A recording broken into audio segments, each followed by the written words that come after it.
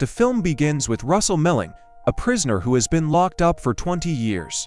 Over the years, he often recalls his past and the crime he committed, but one day his thoughts are suddenly interrupted by a prison guard who tells him to hurry up because today is his release day. Upon hearing this, he begins to pack his things from the prison cell, including a piece of newspaper. Then Melin is given fresh clothes so that he can change clothes, and after completing some documents, he is taken outside the prison. In the next scene, we see Linz getting a job at a diner. He also manages to find a place where at least there is a TV since Linz spent more than 20 years in prison. He has been far from technology development for years and has no idea about email or the internet. He just spends his nights eating and watching movies on TV. The next day, Linz visits a police officer who explains that reports should now be sent by email and not in person, which means that he will no longer be monitored and he will be able to live a free life. The officer also mentions that after a month of observation, his request for probation after his early release is granted and he is on his own. Linz goes to an internet cafe where people find him interesting because he has never used the internet before. A helpful child helps him find an article about his father's death from a heart attack in March 2001. However, while in the cafe, Melin forgets about his father's work and gets scolding his boss for being late after work. Melin goes to an amusement park to feel young again and plays various games. Unfortunately, he is reminded of his when he is called to work the next day. Linz later returns to the coffee shop where the guy had previously made fun of him for not having a phone and email address. However, when Melin mentions that he has served 20 years in prison, the guy's attitude changes. Then he offered to help Linz create an email account at night while working the night shift. Melin Saab decides to stay longer and take care of the diner after he has locked all the other doors. The warden hands him the key to the entrance to the diner and asks him to close it before leaving. After Melin continues to clean up at the diner and when he goes outside to throw out the trash, he hears a child crying nearby. Looking around, he realizes that the sound is coming from the dumpster next to him. When he approaches the dumpster, he makes a shocking discovery in the dumpster. In the tank, he finds a baby, a cute little girl. Without thinking twice, Melin takes the child out of the dumpster and goes to the diner. There is a note attached to her stating that her name is Ella. Melin tries to call the emergency number, but realizes that the counter in the diner is already closed, so having no other choice, he takes the baby home to his room. As soon as he puts the girl on the bed, she starts crying for several hours, but eventually Melin finds a way to entertain her and she falls asleep. Then he considers calling 911 to report the baby, but changes his mind later that evening. A couple of policemen come to check on his condition in response to the call he made earlier. They hear the baby crying, but they just think that Melin is the father of the child, so they advise him to give the girl tummy massage the next morning.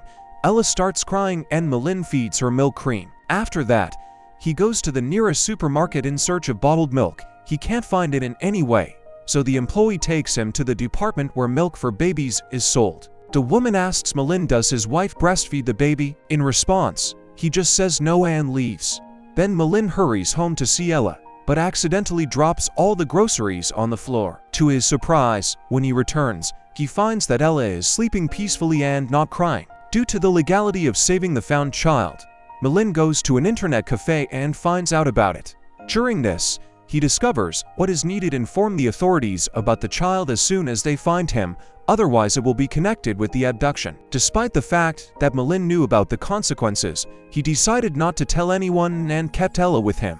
Then he plans to spend a family vacation with her and take her to the beach. The two of them spend the whole day on the beach admiring the beautiful scenery and walking on the wet sand. However, upon returning home, Ella falls out of bed and she gets slightly injured, which unsettles Russell and he hugs her tightly the next morning. Linz takes Ella to the doctor.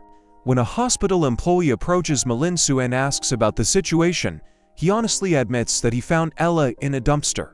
Unfortunately, the hospital employee reports the situation to the police and Child Protective Services. In the next scene, the authorities arrive at the scene and begin to interrogate Melin. The child is also taken away, possibly to a foster family. At this point, we learn that Melin really became attached to the child. He honestly shares everything he knows, for example, where he found the child and in what situation.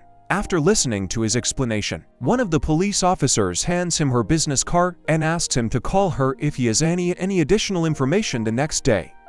Milin goes to work as if nothing had happened, but while he is immersed in his duties, two investigators and his boss approach him. They ask him to show the dumpster where he found the child, feeling guilty about the situation, but lying about the time when he found the child. The police, who have already questioned the manager of the diner, knows that he has been absent from work for several days and doubts his veracity. They also talk about his ongoing application for parole and suspect him of abducting the girl. After the policeman leaves, Milin's boss asks for the keys to the diner, making him feel uncomfortable. Milin can no longer handle it, so he resigns from his job.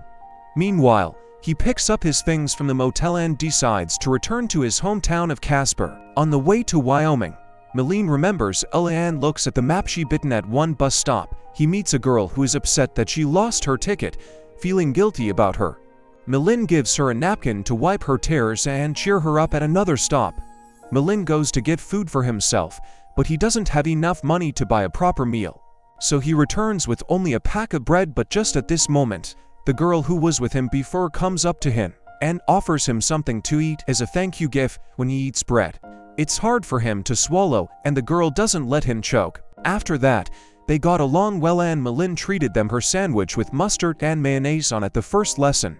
The girl laughs at it, but later enjoys it. Then they share food and have a great time together. Later they introduce themselves to each other, and we find out that the girl's name is Diana and that she is full of energy, like a fire sign opposite Milin, quiet and unassuming as a watermark along the way. They discuss their favorite colors, movies, and more. Later in the evening, when they get to Denver, Diana gives Milin the address of her brother's cafe and he says he will stop there. Then they shake hands before leaving, and after that, Linz continues his journey alone. A few hours later, he arrives in Casper and stays the night at the cemetery gate. The next morning, Milin goes to his parents' treasure and expresses his gratitude to them, acknowledging how much he misses them. He cleans the place, apologizes to his father, and promises to make positive changes in his life. He also thanks them for taking good care of him as a child. Then Milin lies at their graves, remembering the happy moments they share. After that, he runs his hand over his neck and notices that the key has been hanging there for a long time.